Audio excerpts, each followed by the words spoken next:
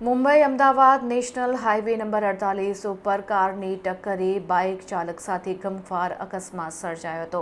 આ અકસ્માતમાં બાઇક પર સવાર દંપતી પૈકી પતિનું ઘટનાસ્થળ પર જ કરુણ મોત થયું છે, જ્યારે પત્ની અને બાળક ઇજાગ્રસ્ત થતાં હોસ્પિટલમાં સારવાર અર્થે ખસેડવામાં આવ્યા છે। વડોદરા નજીક આવેલા સુંદરપુરા પાસે એક પૂરપાટ ઝડપે આવતી કારે બાઇકને અડફેટમાં લેતા ગમખ્વાર અકસ્માત સર્જાયો હતો। આ દુર્ઘટનામાં બાઇક ચાલક આશાસ્પદ યુવાનનું કરુણ મોત થયું છે, જ્યારે તેનો પરિવાર ગંભીર રીતે ઇજાગ્રસ્ત થયો છે। મળતી માહિતી મુજબ મૂળ ઝારખંડનો અને હાલ અંકલેશ્વર રહેતો અંસારી પરિવાર અમદાવાદથી પોતાના ઘરે અંકલેશ્વર જઈ રહ્યો હતો। મકસૂદ આલ મોબીન અંસારી પોતાની પત્ની નસીમા માનુ અને પુત્ર અનીસ સાથે બાઇક પર સવાર હતા।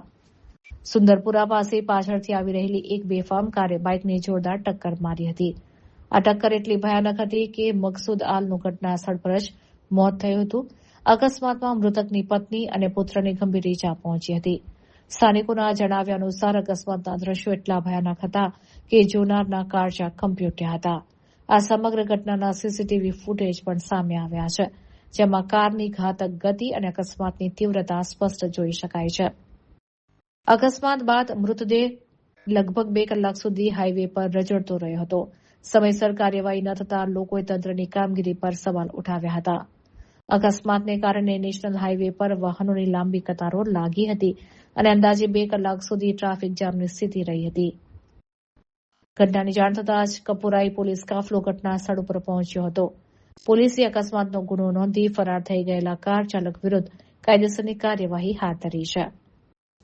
એક હસતા રમતા પરિવારે અમદાવાદથી પરત ફરતી વખતે પોતાના મોભીને ગુમાવતા ઝારખંડના શ્રમિક પરિવાર પર આભ તૂટી પડ્યું છે।